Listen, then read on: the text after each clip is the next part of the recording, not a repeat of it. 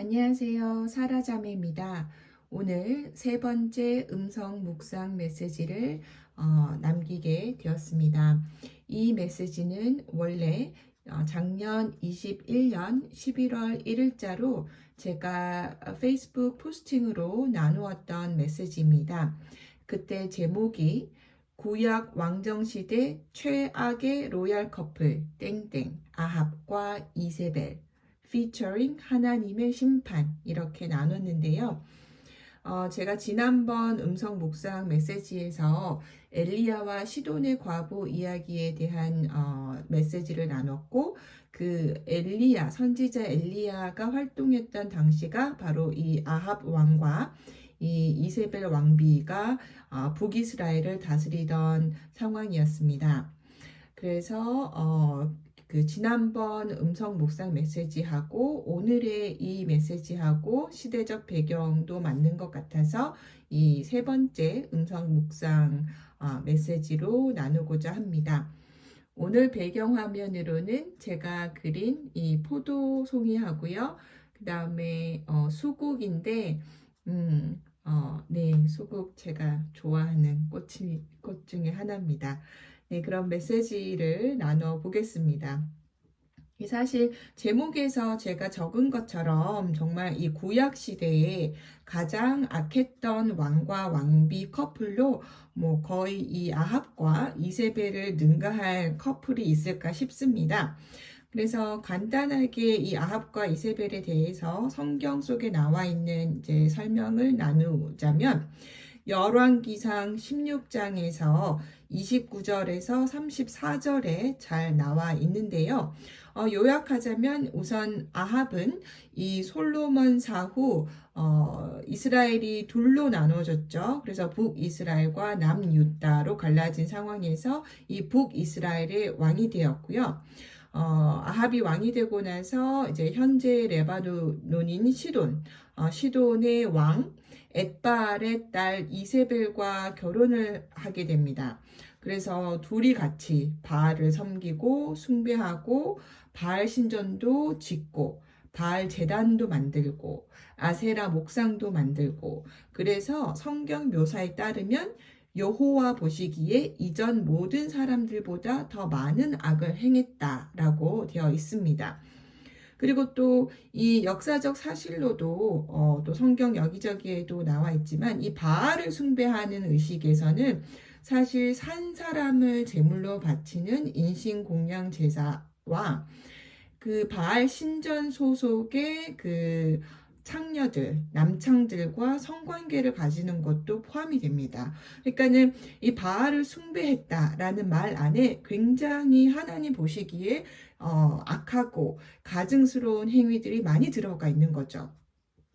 그랬는데 이 아합이 바알을 섬기는 데에는 이세벨의 영향이 분명히 컸던 걸로 보이기는 하지만 이 둘 사이의 책임 소재가 정확히 각각 몇 퍼센트인지 나누는 것보다는 이 성경은 이 아합이 이전 모든 이스라엘 왕들보다 더한 일로 여호와의 분노를 자아냈다라고 기록을 하고 있고 그만큼 왕이었던 아합의 죄가 결코 아내 탓으로 돌릴 수 없음을 분명히 하고 있습니다. 그래서 어쨌거나 이 바알을 섬기는 만큼 이 로얄 커플은 하나님의 선지자를 핍박하고 죽이는 것은 기본이어서 이 선지자 엘리야도 몇 번이나 이들을 피해서 이제 도망을 다니는 내용들이 이 성경에 기록되어 있습니다. 물론 이제 엘리야 선지자가 눈부신 활약도 많이 하지만 오늘의 메시지의 초점은 엘리야 선지자가 아니니까 이 커플의 그 악함, 죄상에 대해서 한번 같이 봤으면 좋겠습니다. 그래서 이 커플의 악함을 잘 보여주는 대표적인 사건이 하나 있는데요. 바로 열왕기상 21장에 나오는 나봇의 포도원 사건입니다. 이 어떤 사건이냐 하면은 아합의 왕궁 근처에 포도원이 하나 있었는데요. 그 아합이 포도원이 탐이 나서 포도원 주인인 나봇을 불러서 자기에게 팔라고 합니다. 그래서 다른 포도원을 대신 주거나 혹은 그 포도원 값을 돈으로 지불하겠으니 나한테 팔라고 하죠. 근데 나봇이 거절합니다. 나봇의 대답이 내 조상들에게 물려받은 재산을 왕에게 주는 것은 여호와께서 금하신 일입니다. 라고 말을 하면서 거절을 하죠.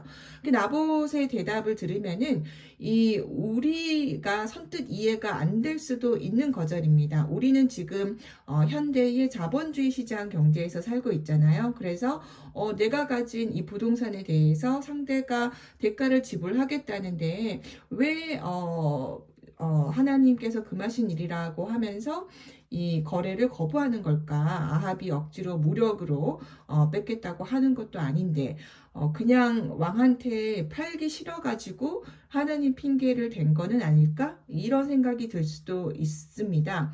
그런데 나봇이 이 거절을 하는 대답에서 자신이 소유한 포도원에 대해서 내 포도원이라고 하지 않고 내 조상들에게서 물려받은 재산이라고 하는데 이게 사실 맞는 표현인 겁니다. 왜냐하면 이스라엘 민족이 출애굽을 하고 나서 이 여호수아의 지휘를 따라 가나안 땅을 정복하고 나서 이제 12지파들이 가나안 땅에 정착을 하게 됐을 때 그때 각 지파별로 땅을 분배해 주신 분은 바로 하나님이십니다.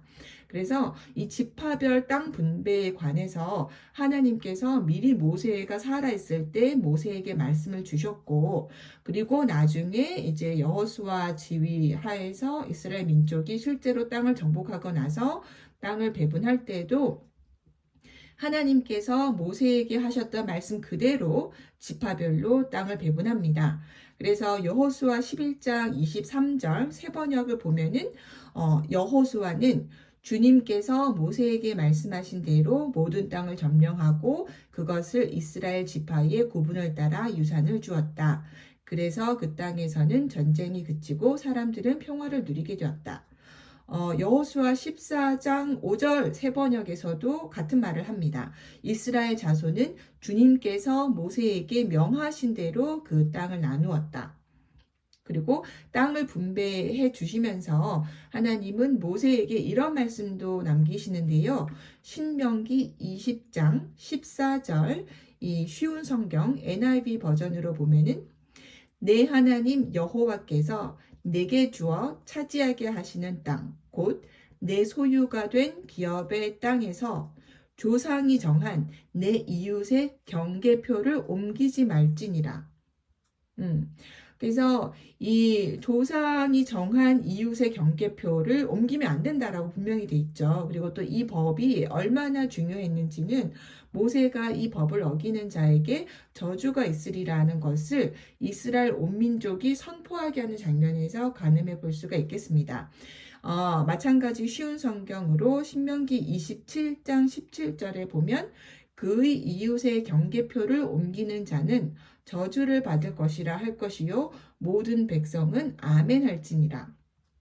그래서 요 구절들 뿐만 아니라 하나님께서 모세에게 주셨던 그 율법의 상당 부분 내용이 뭐 유산, 경작, 안식, 희년 이런 등등 그 땅과 관련되어 있는 내용들이 많이 있습니다. 그래서 이 나봇이 아합에게 나의 조상으로부터 유업으로 물려받은 포도원에 대해서 하나님의 법을 지키기 위해 하나님께서 내 조상을 통해 주신 유업을 지켜야 되니까 왕의 제안을 그 아합의 제안을 거절을 한 것이죠. 그래서 이 나봇의 대답이 내 조상들에게 물려받은 재산을 왕에게 주는 것은 여호와께서 금하신 일입니다. 그러니까 나봇은 하나님 말씀을 하나님께서 모세를 통해 이스라엘 백성에게 준 그 법을 지키려고 했던 거죠. 그래서 근데 이제 이렇게 거절되고 나서 아합 왕은 열왕기상 21장 4절 세 번역의 표현을 보면은 화를 내서 궁으로 돌아와서 침대에 누워 얼굴을 돌리고 음식도 먹지 않았다. 그러니까는 이스라엘 왕으로서 하나님의 법은 알고 있었을 것이고 아합이 그러니까는 이제 나봇의 거절에 대해서 뭐라고 항의는 못하겠고, 근데 막 잔뜩 이렇게 화가 나가지고 집에 와서 혼자 단식 투쟁을 하고 있는 거죠. 그러니까 이 아합이라는 그 왕의 참 이 인품, 인격이 어떠할지를 굉장히 잘 볼 수 있는 장면이라고 저는 생각이 듭니다. 그래서 아합이 이렇게 혼자서 뿔이 나서 단식 투쟁하는 걸 보고 아내 이세벨이 하는 말이, 이스라엘의 왕인 당신이 그게 뭡니까? 일어나 먹을 것을 드시고 기운을 차리십시오. 내가 이스라엘 사람 나봇의 포도원을 왕께 드리겠습니다. 그러니까 아내의 이세벨 입장에서는 그게 또 답답했나 봐요. 그러면서 이제 자기가 나봇의 포도원을 왕한테 드리겠다라고 하고 이제 자신의 음모를 이제 실행을 합니다. 그 모습이 열왕기상 21장 8절에서 13절에 나오는데요. 이 요약을 하자면 이세벨 왕비가 아합의 이름으로 편지를 쓰고 그 위에 왕의 옥새를 찍고 그 다음에 나봇과 같은 성에 사는 장로들과 귀족들에게 그 편지를 보냅니다. 근데 그 편지 내용이 금식을 선포하고 나봇을 백성들 가운데 높이 앉히고 나봇이 하나님과 왕을 저주했다고 증언하게 하라. 그리고 나봇을 밖으로 데리고 나가 돌로 쳐 죽이라. 라는 내용이었어요. 그랬는데 그 성에 살고 있는 장로들과 귀족들은 이세벨 편지에 지시한 그대로 합니다. 그래서 건달 2명이 나와서 나봇을 고소하는, 그러니까 거짓 증언을 하는 거죠. 그리고 나니까 그런 거짓 증언을 듣고 백성들은 나봇을 성 밖으로 끌고 나가서 돌로 쳐 죽입니다. 그러니까 이 왕도 아닌 자가 이세벨이 왕의 권위를 함부로 사용해서 이 거짓으로 공문을 위조한 거죠. 왕의 편지라면서. 그리고 또 지역사회 지도자들에게 그 거짓 공문을 보내는데 그 거짓 공문 내용이 완전히 모함인 거죠. 이 하나님의 말씀을, 하나님의 법을 지키기 위해서 왕에게 자기 포도밭을 팔지 않겠다는 사람을 오히려 하나님을 모독하는 사람으로 거짓 모함을 하는 것입니다. 근데 그런 거짓 모함에 대해서 그 지역사회 지도자라는 사람들이 거짓 증인을 세우고 그 거짓 증인의 입을 통해서 나온 거짓 모함에 백성들은 그대로 그걸 듣고 거기에 동원되어서 그 거짓 증언을 그대로 믿고 백성들 스스로 돌을 들어서 이 죄 없는 사람을 돌로 쳐 죽이게 됩니다. 그래서 이 과정을 보면서 참 저는 두렵고 떨리는 것 같아요. 이렇게 한 사람의 그 음모로 시작을 해서 이 정말 거짓으로 점철된 계획과 과정을 통해서 거기에 또 많은 사람들이 속임을 당해서 참여를 하게 되고 결과적으로 죄 없는 사람이 돌맞아 죽게 되고 근데 이 과정에 참여한 사람들 중에 그 누가 과연 하나님 앞에서 이 사람이 거짓말해서 그랬어요. 저는 몰랐어요. 그래서 저는 아무 잘못 없습니다. 라고 스스로 변호를 과연 할 수가 있을까? 저는 그런 생각도 들고요. 그래서 아담과 하와가 이제 선악과를 따먹은 게 우리 인간이 저지른 첫 죄의 사건인데 순서로 따져보면은 하와가 먼저 선악과를 따먹었죠. 그리고 나서 아담도 이제 먹게 했지만 근데 하나님은 제일 먼저 아담에게 그 죄를 물으십니다. 그러니까는 누구의 말을 듣고 내가 이거를 했어요라고 하나님 앞에 핑계치를 못한다라는 거죠. 하나님은 그 사람에게 와서 그 죄를 물으십니다. 그리고 또 그러면은 이세벨이 외국 출신이니까 이스라엘 법을 잘 몰랐느냐? 저는 그것도 아니라고 생각합니다. 왜냐하면 이 이세벨의 그 음모의 과정을 보면 거짓 증언자로 2명을 세우는데요.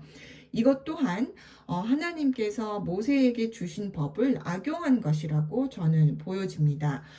왜냐하면 하나님은 이 신명기 19장 15절에서 이 모세에게 법을 주실 때 이웃의 죄에 대해 고발할 때 한 명이 아니라 두세 명의 증인이 있어야 된다라고 말씀을 하셨거든요. 그래서 신명기 19장 15절을 세 번역으로 읽어보면 어떤 잘못이나 어떤 범죄라도 한 사람의 증언만으로는 판정할 수 없습니다.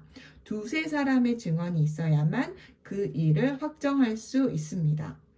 그래서 저는 이세벨이 이 거짓 증인 2명을 세운 것은 바로 이 법을 알고 악용한 거라는데 개인적으로 생각을 합니다. 그래서 이 증인 2사람을 세워서 그러니까는 그 절차는 어떻게 보면은 겉보기에는 합법적으로 볼 수도 있겠죠. 증인 2명이 나왔지만 근데 그 내용은 거짓이라는 것. 그리고 이런 식으로 거짓 증언을 한 것에 대한 하나님의 형벌은 신명기 19장 바로 다음 구절들에 쭉 나와 있는데요. 요약을 하자면 이 거짓 증언을 하는 사람들이 거짓 증언자들이 이 무고한 이웃에게 가하려고 했던 해를 그대로 거짓 증언자들에게 하는 것입니다. 그래서 거짓 증언이라는 것은 분명히 하나님이 보시기에 이거는 큰 죄이고 벌을 받을 만한 행동이라는 거죠. 그래서 어쨌든 이런 식으로 이세벨이 거짓 음모를 꾸면서 나봇을 죽게 만들고 그리고 이제 나봇이 죽었다는 소식을 아합에게 전하면서 포도원을 차지하라고 합니다. 그러자 이제 아합은 이 이야기를 듣고 이 엄청난 악을 저질렀어요, 아내가. 근데 거기에 대해서 이런 한 푼도 뭐라고 하지 않습니다. 왕비가 자기 아내가 왕의 옥새를 가지고 거짓 문서 위조하고 거짓 증언 내세워서 하나님 법에서 하지 말라고 하는 거 그거 내세워서 죄 없는 사람을 죽게 하는 이런 엄청난 악을 저지른 아내한테 뭐라고 한마디도 하지 않고 일어나 포도원을 차지하러 내려간다 라고 성경에는 써 있습니다. 진짜 너무 너무 잘 어울리는 커플이라고 해야 될까요? 이 부부의 그 사악함이 그리고 하나님의 말씀에 하나님의 법에 대해 전혀 두려워하지 않고 이런 식으로 어기고 악함을 저지르는 것이 정말 그 모습이 정말 후덜덜합니다. 그래서 이제 이 아합 왕이 이제 포도원을 차지하러 가요. 근데 그 가는 길에 선지자 엘리야를 만나게 됩니다. 근데 이제 엘리야는 이미 하나님으로부터 이 이야기를 들었어요. 이 길목에서 아합 왕을 만나기 전에 하나님으로부터 이 상황을 듣고 하나님께서 내리시는 심판의 말씀을 전달받은 상태예요. 그래서 그 전달받은 심판의 말씀을 이제 아합에게 선포하기 위해서 길목에서 이제 아합을 만납니다. 그래서 심판을 선포하는데 이 장면이 이제 열왕기상 21장 17절에서 24절 나오는데요. 한마디로 아합은 죽을 것이며 개들이 나봇의 피를 핥은 바로 그곳에서 개들이 네 피도 핥을 것이며 아합에게 속한 모든 남자들을 이스라엘에서 끊으시겠다는 것과 또 이세벨에 대해서는 개들이 이스라엘 성벽 옆에서 이세벨을 먹을 것이다 라는 심판을 선포합니다. 그리고 이 선지자 엘리야의 입을 통해서 선포하신 그 심판 그대로 하나님은 이제 행하십니다. 그래서 어떻게 행하시냐? 이렇게 심판 선고하고 나서 이제 아합은 북이스라엘 왕이고 그다음에 이제 그때 당시 남유다 왕인 여호사밧하고 이제 같이 길르아 라못이라는 곳으로 전쟁을 하러 나가는데 이 전쟁에서 이길 수 있을지 미가야라고 하는 하나님의 사람에게 물어보자라고 해서 그를 이제 호출하게 됩니다. 근데 이 미가야가 도착하기 전에 이 다른 또 예언자라고 하는 사람들이 이제 아합에게 와가지고 한결같이 이제 아합이 승리할 거라고 말을 합니다. 그리고 나서 그런 이제 아합이 승리할 거라는 그 예언을 이렇게 듣고 나서 미가야가 도착을 하는데 미가야가 여기서 진짜 예언을 합니다. 그래서 열왕기상 22장 19절에서 28절의 상황인데요. 세번역으로 한번 읽어보면 이제 미가야가 말을 하는 거죠. 내가 보니 여호와께서 하늘 보좌 위에 앉아 계시고 하늘의 모든 군대가 여호와의 오른쪽과 왼쪽에 서 있습니다. 여호와께서 누가 아합을 속여 길르앗 라못에 올라가서 죽게 하겠느냐고 하셨습니다. 그러자 누구는 이렇게 하겠다고 하고 누구는 저렇게 하겠다고 했습니다. 그때 한 영이 앞으로 나오더니 여호와 앞에서 말했습니다. 제가 그를 속이겠습니다. 제가 나가서 거짓말하는 영이 되어 아합의 모든 예언자들의 입에 들어가겠습니다. 여호와께서 말씀하셨습니다. 너는 그를 잘 속이고 그가 속아 넘어가게 할 것이다. 가서 그렇게 하여라. 그러니 지금 보십시오. 여호와께서 왕의 모든 예언자들의 입에 거짓말하는 영을 불어넣으신 것입니다. 여호와께서 왕에게 재앙을 내릴 작정을 하셨습니다. 이 말을 들은 아합은 길랏 라못의 전투, 그러니까는 전투를 하러 나가기는 해요. 전투를 하러 나가기는 하지만 이 자신의 왕임을, 자기가 왕임을 숨기기 위해서 변장을 하고 전장에 들어갑니다. 그래서 참 여기서도 어떻게 보면은 대담하다고 해야 할까요? 그랬는데 결국에 어떻게 되었느냐? 이 성경에 나와 있는 묘사를 보면 누군가 무심코 쏜 화살이 이스라엘 왕의 갑옷 솔기 사이에 꽂혀서 부상을 입습니다. 그리고 결국 전차에 기대어서 이제 스스로를 이제 공격에서 방어를 하다가 피를 흥건히 흘리면서 죽게 됩니다. 그리고 나서 이제 나중에 사람들이 그의 전차를 가져와서 이제 사마리아에 있는 못에서 씻었는데요. 그 아합이 흘린 피, 전차에 묻은 피를 씻는데 그때 개들이 와서 죽은 아합의 피를 핥습니다. 그러니까 하나님께서 엘리야 선지자를 통해서 선포하셨던 심판 말씀 그대로 성취가 된 것이죠. 그래서 이 아합 왕을 심판하시는 이 장면에서 보면은 저는 개인적으로 놀라운 것이 뭐 어쩌면 너무 당연한 것이지만 하나님의 심판은 정말 정확하다라는 것, 오차없이 정확하다라는 것. 이 아합이 자기가 왕인 것을 숨기려고 변장을 해도 우연히 누군가가 쏜 화살이 정확하게 아합의 갑옷 솔기 사이에 꽂혀서 아합이 죽게 된다라는 거. 그리고 또 흥미로운 것은 이 아합에 대해서 심판 관련해서 이 미팅이 열리죠. 그 영계에서 그 미가야 선지자가 얘기한 것을 이렇게 보면은 영계에서 하나님이 여러 영들을 이렇게 관장을 하시면서 심판에 대해서 일종의 회의 같은 것을 합니다. 그래서 이런 장면을 보면은 지금 우리가 비록 눈으로 볼 수는 없지만은 분명히 지금 영계가 있고 거기에서 하나님과 영적인 존재들이 여러 가지 일들에 대해서 뭐 논의도 하고 회의도 하고 하나님이 그런 미팅의 주재자시라는 모습을 볼 수가 있고 이런 비슷한 장면이 또 욥기에도 나오기도 하죠. 그래서 저는 이것도 굉장히 흥미로운 장면이다라고 생각이 됩니다. 그리고 이렇게 아합이 이렇게 죽고 나서 이세벨은 조금 더 오래 삽니다. 그래서 이 엘리야 선지자 같은 경우는 하나님께서 휴거를 시키시죠. 그리고 나서 엘리야의 뒤를 이어서 그 제자였던 엘리사가 이제 선지자 역할을 하게 됩니다.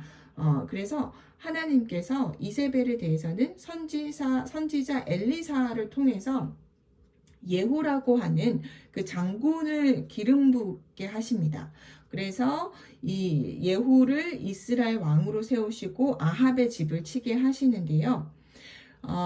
그렇게 돼서 당시에 이제 이미 아합은 사후니까 아합 사후에 이제 아합과 이세벨의 아들이 이제 왕이 되어 있었지만은 결국 예후의 손에 죽고 그 다음에 이제 예후가 이세벨을 치러 가는데 그때 당시 이세벨이 살고 있던 그 이스라엘 그 성 앞으로 가서 그녀의 관리들에게 이세벨을 지금 성 밖으로 던지라고 말하고 그래서 이세벨은 자신의 신하들 손으로 창 밖으로 내던져져서 죽게 됩니다.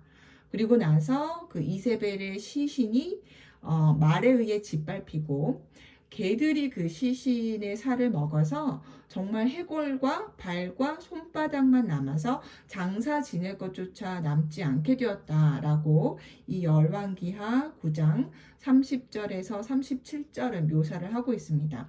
그러니까 하나님께서 선지자 엘리야를 통해서 선포하셨던 심판 그대로 행하시는 거죠.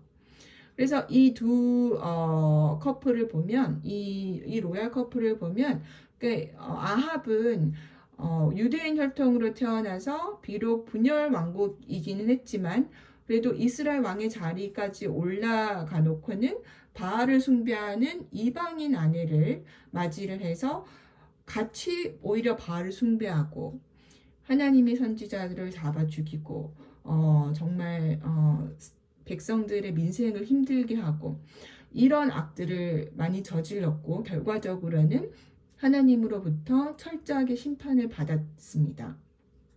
본인 두 사람뿐만 아니라 그 아들, 그 다음에 아합의 집안, 정말 아합에게 속한 자들 전체가 이 예후를 통해서 하나님으로부터 진멸을 당합니다. 열왕기하 이렇게 쭉 읽어보시면은 잘 나와 있습니다. 이제 그랬는데 또 성경 속에서 이 세월이 많이 흘러서 이세벨이라는 이름이 성경에 다시 등장하게 되는데요. 바로 사도 요한이 기록한 요한계시록 2장 두아디라 교회에 보내는 편지에서입니다. 그래서 제가 첫 번째 음성 묵상에서 두아디라 교회에 보내는 편지의 일부를 인용하기도 했는데요. 한번 읽어보겠습니다. 그래서 요한계시록 2장 19절부터 세 번역을 읽어보면은 나는 내 행위와 그러니까 예수님께서 두아디라 교회에게 하시는 말씀이신 거죠. 나는 내 행위와 내 사랑과 믿음과 섬김과 오래 참음을 알고 또 내 나중 행위가 처음 행위보다 더 훌륭하다는 것을 안다. 그러나 내게 나무랄 것이 있다. 너는 이세벨이라는 여자를 용납하고 있다. 그는 스스로 예언자를 자처하면서 내 종들을 가르치고 그들을 미혹시켜서 간음하게 하고 우상의 재물을 먹게 하는 자다. 내가 그에게 회개할 기회를 주었으나 그는 자기 음행을 회개하려 하지 않았다. 보아라, 나는 그를 병상에다 던지겠다. 그와 더불어 간음하는 자들도 그와의 행위를 회개하지 않으면 큰 환난을 당하게 하겠다. 그리고 나는 그의 자녀들을 반드시 죽게 하겠다. 그러면 모든 교회는 내가 사람의 생각과 마음을 살피는 분임을 알게 될 것이다. 나는 너희 각 사람에게 그 행위대로 갚아주겠다. 그러니까 두아디라 교회가 이 이세벨이라는 여자를 용납한 죄에 대한 주님의 책망과 이 죄에서 돌이켜서 회개하지 않을 경우 내리실 심판에 대한 말씀이 너무 명확하지요. 그러니까 이세벨이 두아디라 교회를 미혹해서 짓게 한 죄가 뭐예요? 그러니까 간음하고 우상 제물을 먹게 하는 거. 그러니까 하나님을 믿는다는 교회가 우상 숭배에 참여하게 하는 거죠. 근데 또 이게 지금 이 오늘날 지금 이 시점에서 글로벌하게 교회들의 상태하고 너무 비슷하지 않습니까? 저는 굉장히 비슷하다라고 생각합니다. 그런데 그런 것에 대해서 이 이세벨의 미혹을 따라서 우상 숭배에 참여한 죄에 대해서도 책망을 하시면서도 주님께서는 또 이런 말씀을 하십니다. 하지만 두아디라 교회에도 이러한 가르침을 받지 않고 소위 사탄의 깊은 것들을 알지 못하는 남은 자들에 대해 주님은 알고 계시고, 이 남은 자들에게 이런 말씀을 남기십니다. 24절부터 29절인데요. 새 번역으로 읽어보면, 그러나 두아디라에 있는 사람들 가운데서 그의 가르침을 받아들이지 않은 사람들, 곧 사탄의 깊은 흉계에 물들지 않은 사람들인 너희 남은 사람들에게 내가 말한다. 나는 너희에게 다른 짐을 지우지 않겠다. 다만 내가 올 때까지 너희가 가지고 있는 그것을 굳게 붙잡고 있어라. 이기는 사람, 곧 내 일을 끝까지 지키는 사람에게는 민족들을 다스리는 권세를 주겠다. 그는 쇠 지팡이로 그들을 다스릴 것이고 민족들은 마치 질그릇이 부서지듯 할 것이다. 이것은 마치 내가 나의 아버지께로부터 권세를 받아서 다스리는 것과 같다. 나는 그 사람에게 새뼈를 주겠다. 귀가 있는 사람은 성령이 교회들에 하시는 말씀을 들어라. 그러니까 우리 주님은 이 두아디라 교회, 두아디라 교회뿐 아니라 이 요한계시록 초반에 7교회에 남기는 그 서신들을 쭉 보면은 이제 거의 동일한 것이, 그 교회 잘한 것도 이제 칭찬하시고 못한 것에 대해서 책망도 하시지만은 그거에 대해서 회개했을 경우 이러한 상급을 주시겠다라고 또 약속을 해주십니다. 그러니까 너무 좋으신 정말 주님이지 않으세요? 그러니까는 우리가 죄를 짓고 있는데 그냥 그렇게 내버려 두시지 않으시고 회개할 것도 알려주시고, 또 회개하고 돌이키면은 이런 또 상급도 있다라는 것도 또 일깨워 주십니다. 그래서 그런 주님이신데, 이제 요즘 여러 가지 이제 상황들을 보면, 현재 이 메시지를 녹음하고 있는 요즘의 상황으로서는, 그런 이세벨의 미혹을 따라서 우상숭배에 참여하고 있는 그 교회들이 어떤, 교회의 지도층 수준에서 이렇게, 회개를 하는 모습은 아직까지는 별로 없는 것 같습니다. 그래서 이 주님께서 하시는 말씀처럼, 그러나 그 안에서 그 사단의 깊은 것을 아직 모르는 자, 그러니까 그 안에서 남은 자, 그 안에서 깨어있는 성도, 개인 성도님들이라도 혹시라도 이 메시지를 들으시는 분이 계신다라고 하면은, 이제는 정말 그 이세벨의 영에 사로잡힌 그곳에서 나와서 지금 가지고 있는 그것, 주님께서 주신 구원을 꼭 붙들고 있어야 된다라고 저는 생각을 합니다.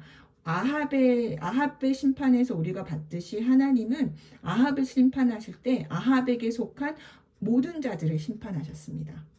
그렇기 때문에 정말 그 이세벨의 영이 사로잡혀 있는 곳에서 나와야 된다라고 저는 생각을 합니다. 근데 이제 하나님은 또, 우리 주님은 정말 좋으세요. 그래서 아합에게 속한 모든 자들을 심판한다라고 하셨는데, 아합이 이 선지자 엘리야로부터 심판 선고를 받고 나서 반응이 어땠냐 하면요, 열왕기상 21장 27절에 나와 있는데, 자기 옷을 찢으며 굵은 베옷을 몸에 걸치고 금식했고 또 굵은 배 위에 누웠고 힘없이 다녔다고 나와 있습니다. 그러니까 그 모습을 보시고 나서 하나님께서는 또 엘리야 선지자에게 말씀하시기를, 이제 이거는 하나님의 말씀인데요.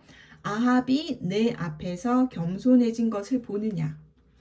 그가 내 앞에서 겸손해졌으니 내가 그의 시대에는 재앙을 내리지 않고 그 아들의 시대가 되면 그 집안에 재앙을 내릴 것이다. 그러니까는 그렇게 가증한 악을 행한 아합에 대해서도 아합이 자신의 죄에 대해 낮아진 모습을 보이고 진심으로 슬퍼할 때 아마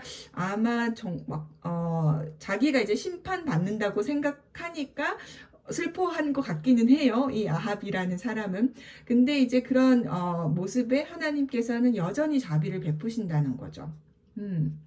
그래서 이런 하나님의 정말 진노 중에서도 자비를 베푸신 이런 모습은 또 선지자 에스겔을 통해서도 볼 수가 있습니다.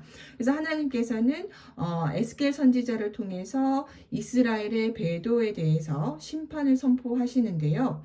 근데 이제 에스겔서 18장 21절부터 23절을 세 번역으로 읽어보면 그러나 악인이라도 자기가 저지른 모든 죄악에서 떠나 돌이켜서 나의 율례를 다 지키고 법과 의를 실천하면 그는 반드시 살고 죽지 않을 것이다.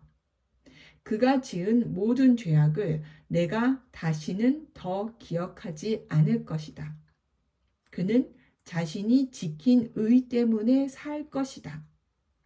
나 주 하나님의 말이다. 악인이 죽는 것을 내가 조금이라도 기뻐하겠느냐? 오히려 악인이 자신의 모든 길에서 돌이켜서 사는 것을 내가 참으로 기뻐하지 않겠느냐? 그러니까 우리 주님은 이런 분이세요. 그러니까 가증한 악에 대해서 때가 차면 정확하게 심판을 내리시지만 그렇지만 진정한 회개 앞에서는 용서와 자비를 내리십니다. 그 좋은 예가 요나서에 나오는 니느웨죠. 그래서 메시지가 길어지기 때문에 이제 요나서까지 다 찾아서 읽기는 힘들 것 같지만 요나서를 이제 짧으니까 한번 읽어보시면 이미 읽으신 분들도 많으리라 생각됩니다. 근데 그 니느웨 도시 전체를 그 죄악 때문에 심판하려고 하시다가 근데 이제 선지자 요나의 그 심판 선고를 듣고 나서 도시 전체가 눈물로 회개하죠. 그러니까 도시 전체가 금식하고 눈물로 기도하고 그렇게 하고 그리고 또 그 도시의 왕이 그런 회개를 선포를 합니다. 그러니까 그렇게 하니까 하나님께서 니느웨에 대한 심판을 거두세요. 그래서 저도 요즘 여러 가지로 우리나라 상황을 보면 굉장히 마음이 아프고 우리나라가 이렇게 니느웨처럼 하나님의 자비하심을